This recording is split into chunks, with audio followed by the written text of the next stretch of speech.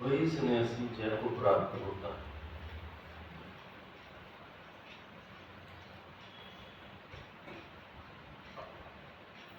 जीवन सफल उसी का होता है। मनुष्य चोले का उद्धार तभी होता है जो पूर्ण आनंद स्वरूप है, जिसको इस जन्म में जीते जी उस पूर्ण आनंद की प्राप्ति होगी।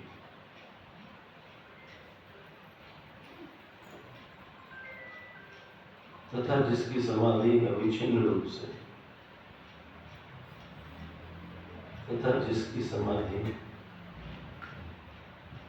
अविच्छिन्न रूप से निरंतर विद्यमान है, अकृत्रिम, तथा जिसकी समाधि अकृत्रिम रूप से निरंतर विद्यमान है,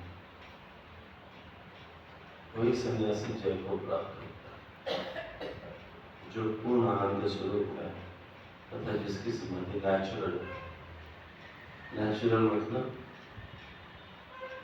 खा रहा है, सो रहा है, बैठ रहा है, समाधि में ही। समाधि मतलब जुड़ा हुआ अपने इष्ट से।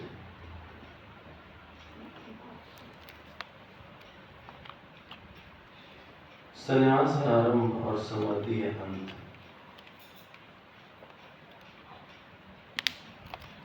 संन्यास है आरंभ और समाधि है अंत।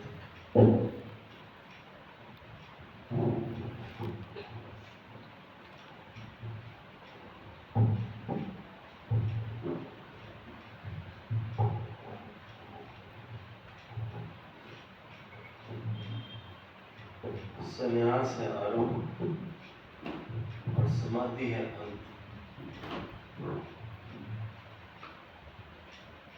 ये यात्रा है, जिस यात्रा का आरंभ है संन्यास, मन का नाश, वासनाओं का नाश, कामनाओं का नाश।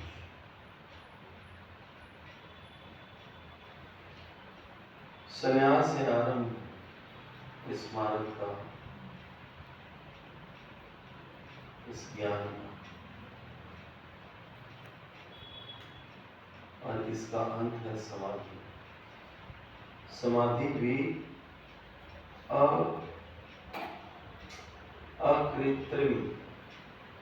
अकृत्रिम समाधि, अविच्छिन्न रूप से विद्यमान रहती, अकृत्रिम नेचुरल स्वभाव।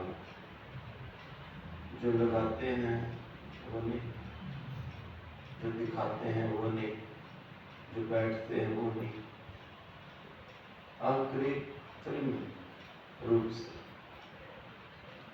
निरंतर विद्यमान रहती है।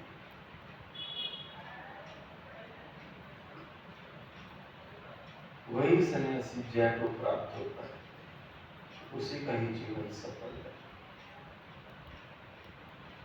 जो पूर्ण आनंद स्वरूप,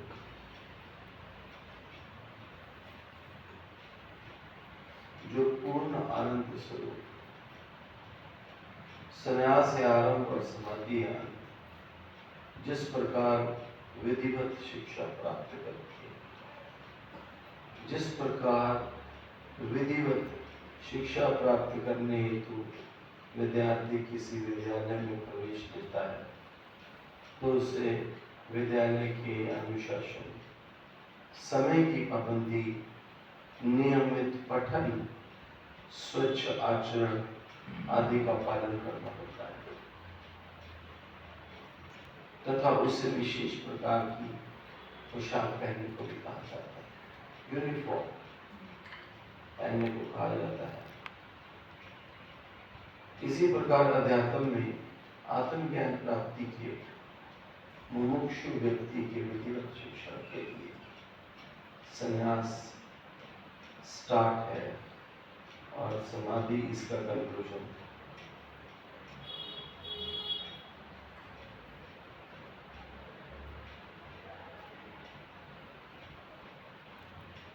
जैसे किसी कॉलेज में एडमिशन लेते हैं या किसी स्कूल में एडमिशन लेते हैं तो उसके अनुशासन हमको पालन, उसका अनुशासन की पालना हमको करनी पड़ती है,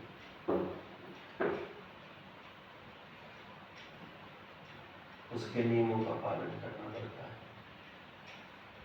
रेगुलरिटी रखनी पड़ती है, ऑन टाइम क्लासेस को ज्वाइन करना पड़ता है, डिसिप्लिन रखना पड़ता है, क्वाइट रहना पड़ता है क्लासरूम्स में। ये इन सब की पालना करनी पड़ती है, इन सब रूल्स एंड रेगुलेशंस की।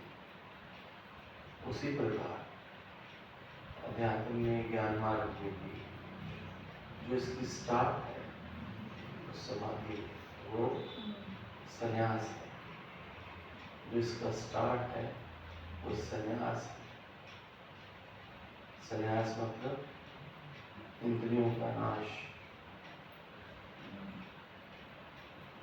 इच्छाओं का नाश, और इस विद्या का अंत है समाधि। समाधि कौन सी? अकृत्रिम। अकृत्रिम मतलब स्वाभाविक। यही है ना, नेचुरल, जो बनावट में ना हो, जो लगानी ना पड़े, जो दिखानी ना पड़े, जिसकी शोबाजी ना, जो अंदर से समाधि अवस्था होती है, जो अंदर से समाधि प्रकट होती है। जब मन शांत होता है, प्रकृति के नियमों की पालना में वो पूरा जीवन आ जाता है, उसकी लाइफ ही ऐसी हो जाती है, उसके नेचर में इनकलकेट हो जाता है।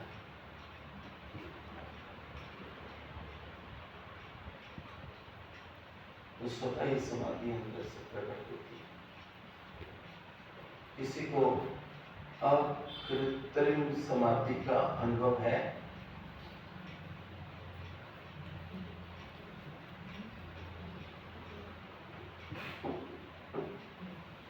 किसी संत को अकृत्रिम समाधि का अनुभव है?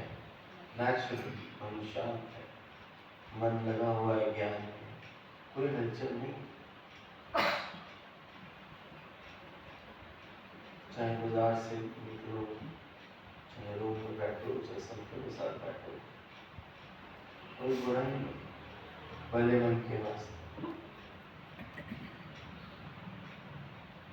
जो लोग ज्ञान को सीरियसनेस में लेते हैं, जो इंटरेस्ट से लेते हैं, जिनके लिए लाइफ की प्रायोरिटी है, उनको ये अनुभव होते होंगे।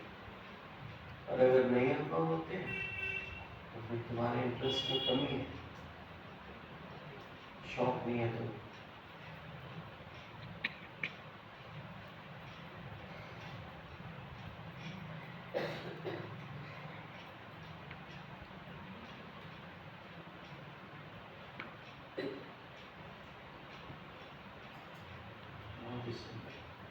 समाधि में जहाँ सन्यासी आत्मज्ञान को प्राप्त कर स्वयं पूर्ण आनंद स्वरूप हो जाता है। समाधि में जैसे जो संत है वो आत्मज्ञान को प्राप्त कर स्वयं में पूर्ण आनंद स्वरूप हो जाता है। सत्संग में ना कोशिश किया करो इन वचनों के को अपने अंदर पीने की, इनको समझने की, इनका रूप हो जाने की, मतलब इसमें थोड़ा इंटरेस्ट बढ़ाओ। इतना सुंदर ज्ञान चल रहा है, इतना कुछ ये बता रहे हैं, लेकिन अगर हमारा इंटरेस्ट नहीं है, हमें ऊंची बात अच्छी नहीं लगती, तो फिर फायदा क्या है इसका? यूजफुल करना चाहिए उनको समय। समाधि में जहाँ सन्यासी आत्मज्ञान को प्राप्त कर स्वयं पूर्णानंद स्वरूप हो जाता है, सन्यासी अवस्था में उसे विभिन्न प्रकार के नियम, संयम और अनुशासन से गुजरना पड़ता है, किंतु आत्मज्ञान के बाद इनकी आवश्यकता नहीं। इन नियमों की, इस अनुशासन की, आत्मज्ञान हो जाने पर फिर इनकी आवश्यकता नहीं होती। क्यों?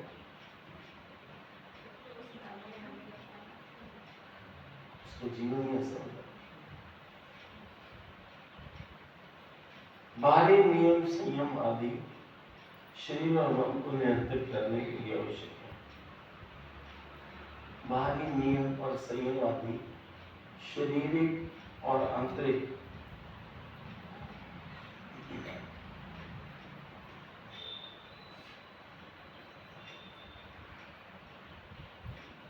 शरीर और मन को नियंत्रण करने के लिए आवश्यक है, किंतु ज्ञान प्राप्ति के बाद ये स्वतः नियंत्रित हो जाते हैं।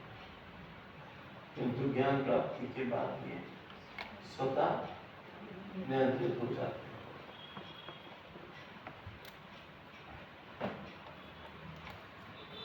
इन्हें जबरदस्ती रोकना नहीं पड़ता, इन्हें जबरदस्ती रोकना नहीं पड़ता। समाधि में वे निरंतर अपनी आत्मा में रमण करता है। समाधि में वे निरंतर अपनी आत्मा में रमण करता है, जो परम आनंद स्वरूप है। बहुत सुंदर, निरंतर आनंद में रहता है, निरंतर आनंद में उस परमात्मा से, उस शक्ति से जुड़ा रहता है। कभी वो डिटैच होता ही नहीं उससे।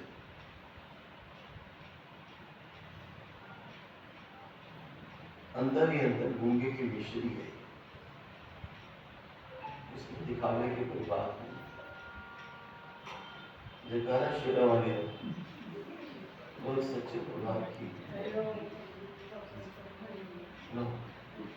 बड़ी होगी चंडीगढ़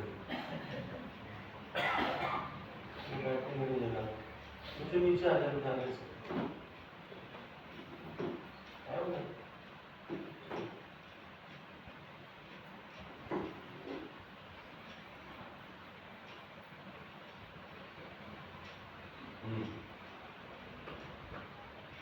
संन्यास है आरंभ इस ज्ञान का और समाधि है अंत। संन्यास है मन जगत की वासनाओं से, माया की वासनाओं से, इच्छाओं से, मोह से जुदा होने लगता है, वो संन्यास है। संन्यास है आरंभ इस ब्रह्म ज्ञान।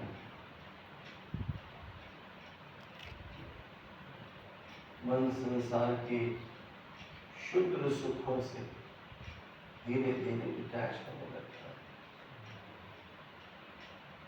वो बैठा जरूर जगत में, परिवार में बैठा है, और उसका दिल नहीं लगता। उसको अपने साथ बैठना अच्छा लगता है, वो अपने कमरे में बहुत एंजॉय करता है। बल्कि लोगों के समूह में वो एंजॉय नहीं करता।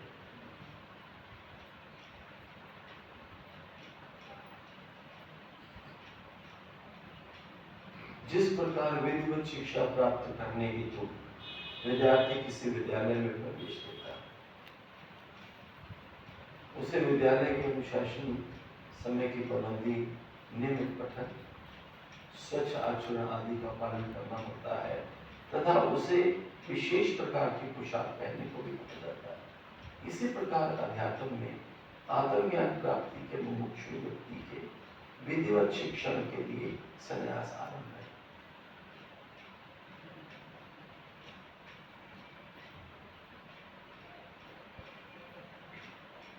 इसी प्रकार अध्यात्म में आत्मज्ञान प्राप्ति के मुमुक्षु का शौक रखने वाले के लिए विधिवत शिक्षण के लिए सही मायने में ब्रह्म ज्ञान की विद्या के लिए, जानने के लिए संन्यास आरंभ है। मन का संसारिक विषयों से विरक्त हो जाना, मन का संसारिक विषयों से विरक्त हो जाना संन्यास है।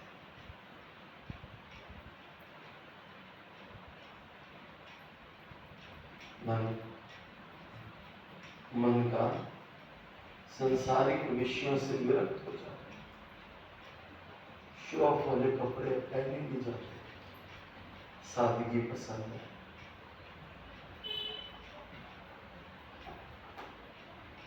शो ऑफ की कोई चीज अच्छी नहीं लगती। सादगी सादगी सरलता अच्छी लगती है, सिंप्लिसिटी अच्छी लगती है। जब ऐसा भाव आए तो समझो ज्ञान जीवन में तुम्हारे इफेक्ट कर।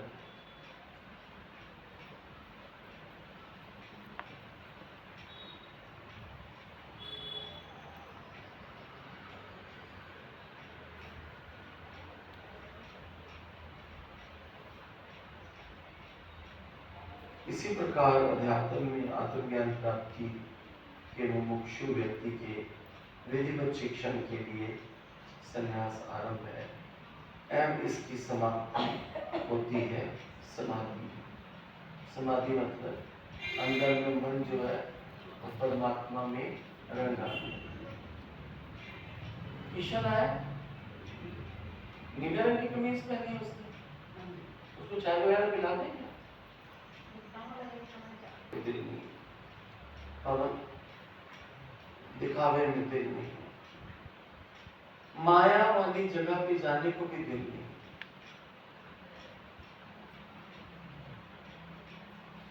बाहर का खाना खाने को भी दिल नहीं।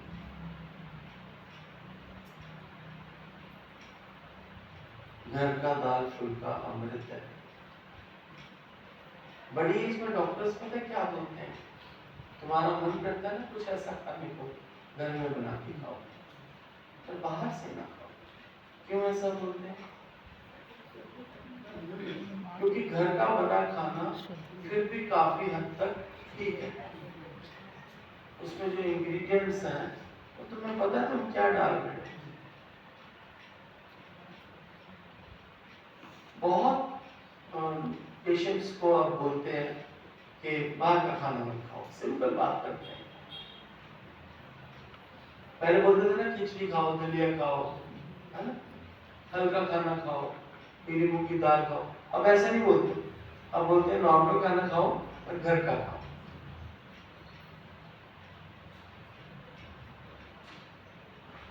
तो हम तो पहले से घर का खाते हैं, हम बाहर का खाते हैं।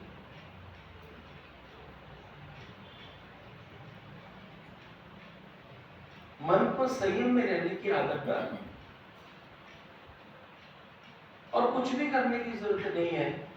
अगर तुम्हारा परमात्मा से गुरु से प्यार है, कुछ भी करने की जरूरत नहीं है, ये सब तुम्हारे स्वभाव में अपने आप आएंगे। ये सब चीजें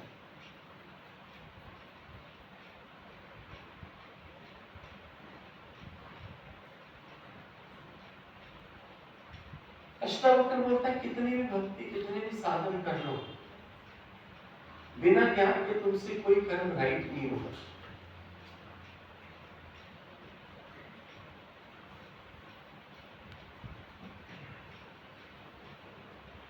कितने भी साधन कर लो, कितने भी भक्ति कर लो, बिना ज्ञान के तुम्हारा कोई कर्म राइट नहीं होगा। ज्ञान का मतलब है सुजागी।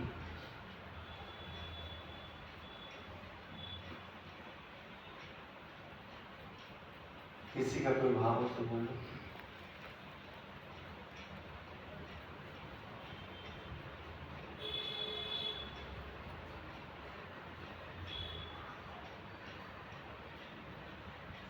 जीवन में ठहराव ही ज्ञान में आने के बाद आया।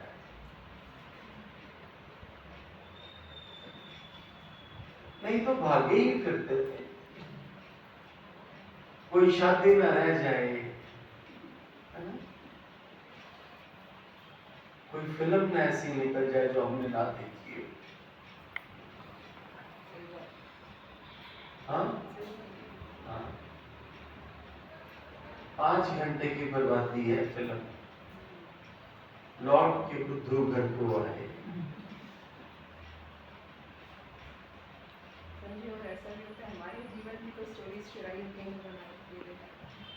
दोबारा बोलो। पिक्चर नहीं देखने के हम जो जाते हैं एक्चुअली हमारे लाइफ की स्टोरीज चुरा के पिक्चर करने के लिए क्या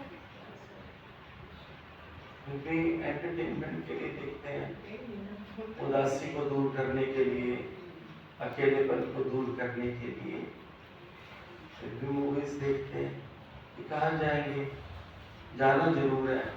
घर में टिकाऊ नहीं आ रहा, चैन नहीं आ रहा। घर में टिकाऊ आएगा जब तुम भगवान के साथ जुड़ोगे। जब तक तुम भगवान के साथ नहीं जुड़ोगे, बूढ़े बूढ़े भी लगे फिरते हैं पिक्चर देखने। रात को देखी जाती, दोपहर का शो देखते हैं।